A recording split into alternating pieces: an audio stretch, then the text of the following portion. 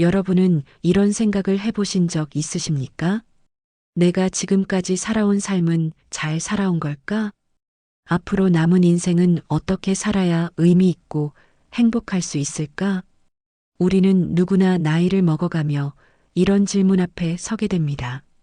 젊었을 때는 일과 가족, 바쁜 생활에 쫓겨 이런 고민을 미뤄두지만 나이가 들수록 점점 더 어떻게 살아야 후회하지 않을까? 하고 깊이 생각하게 되죠. 오늘은 법륜스님께서 말씀하신 행복하게 나이 드는 법, 5가지 원칙을 중심으로 우리 인생의 후반전을 어떻게 살아가야 하는지 함께 나눠보겠습니다. 첫 번째 원칙, 과거를 긍정적으로 바라보기.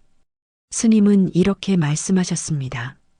지금까지 안 죽고 살아온 것만 해도 대성공이다. 여러분, 정말 그렇지 않습니까? 우리는 매일 수많은 위험과 어려움을 겪으며 여기까지 왔습니다. 크고 작은 병도 있었고, 넘어질 때도 있었고, 때로는 삶을 포기하고 싶었던 순간도 있었습니다. 그런데도 이렇게 살아서 지금 이 자리에 있다는 것, 그것만으로도 이미 큰 성공입니다. 하지만 많은 분들이 과거를 돌아보며 후회에만 머무릅니다. 내가 왜 그때 그 선택을 했을까? 왜 더 잘하지 못했을까? 이렇게 생각하면 얼굴에 그림자가 드리워집니다. 반대로 나는 지금까지 잘 살아왔다. 앞으로도 잘 살 수 있다. 이렇게 긍정적으로 바라보면 입가에 미소가 번지고 그 밝은 마음이 미래를 더 좋은 길로 이끌어줍니다. 여러분도 지금 잠시 마음속으로 되뇌어 보십시오. 나는 지금까지 대성공이었다. 앞으로도 잘 살아갈 것이다. 이 한마디만으로도 이미 마음이 가벼워지지 않으십니까? 두 번째 원칙, 나이에 맞게 살아가기. 같은 행동을 해도 젊은이와 노인에게는 평가가 다릅니다. 아이가 제잘거리면 말을 잘한다라고 칭찬하지만 노인이 말이 많으면 잔소리라고 합니다. 젊은이가 빠릿빠릿하면 야무지다라고 하지만 노인이 빠릿빠릿하면 저 사람 왜 저렇게 경박해? 라고 합니다. 젊은이가 큰 꿈을 꾸면 야망이 있다라고 하지만 노인이 꿈을 꾸면 노욕이라고 부르죠.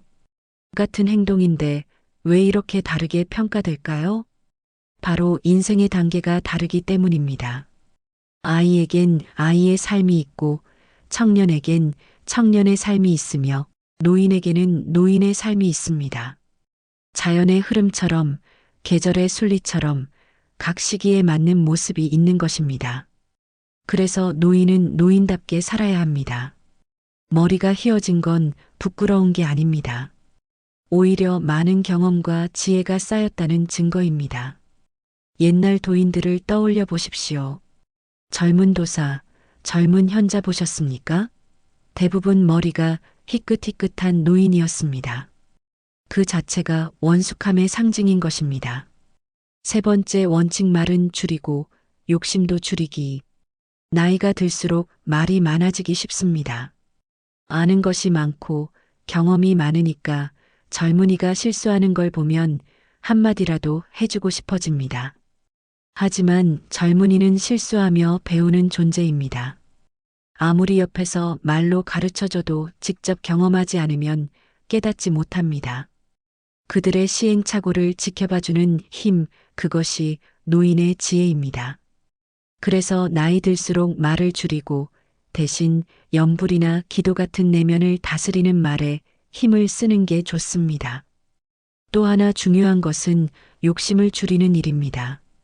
젊을 때는 욕심이 있어야 도전도 하고 성취도 합니다. 하지만 나이가 들면 욕심이 오히려 삶을 무겁게 만듭니다.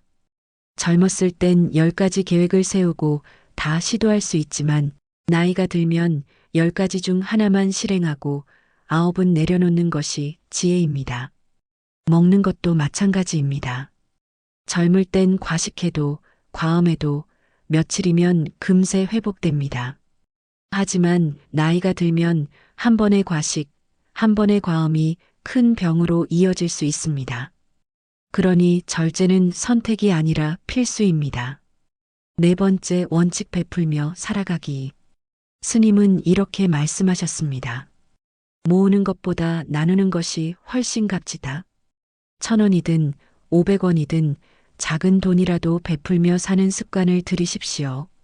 어떤 모임에 가서든 어떤 행사에 참여하든 손에 들린 것이 있으면 조금이라도 내놓는 연습을 하는 겁니다. 이것이 곧 복을 짓는 행위가 됩니다. 내가 지은 복은 결국 내 삶에 돌아오고 자손에게도 이어집니다. 돈을 모으는 즐거움보다 베푸는 즐거움이 훨씬 크다는 것을 나이가 들수록 더 깊이 느끼실 수 있을 겁니다. 다섯 번째 원칙, 자식에게 전부 의지하지 않기. 노후를 준비할 때 가장 중요한 것은 바로 자립심입니다. 많은 부모들이 자식에게 모든 것을 다 주고 나중에 기대려 합니다. 하지만 스님은 단호하게 말씀하셨습니다.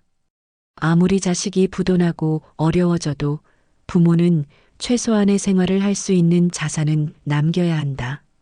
내 방 하나, 내가 먹을 수 있는 돈, 나를 돌볼 수 있는 최소한은 꼭 지켜야 합니다.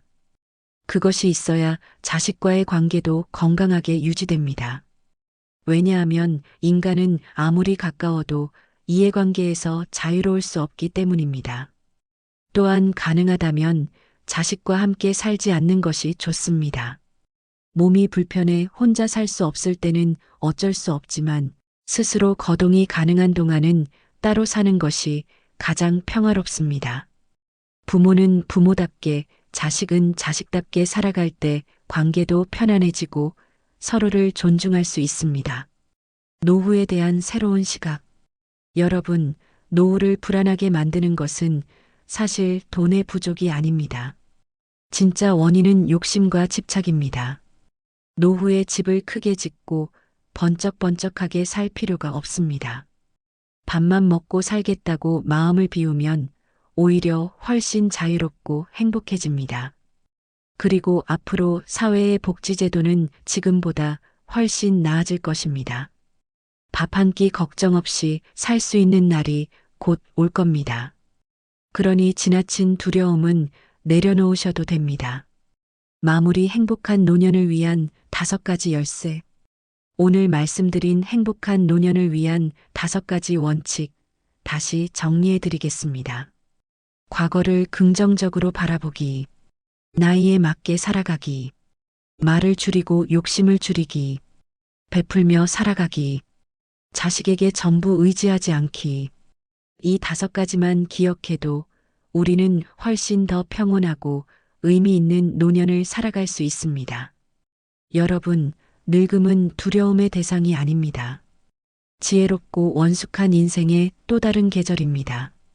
오늘 말씀을 마음에 새기시고 행복하고 평화로운 노년의 길을 걸어가시길 바랍니다.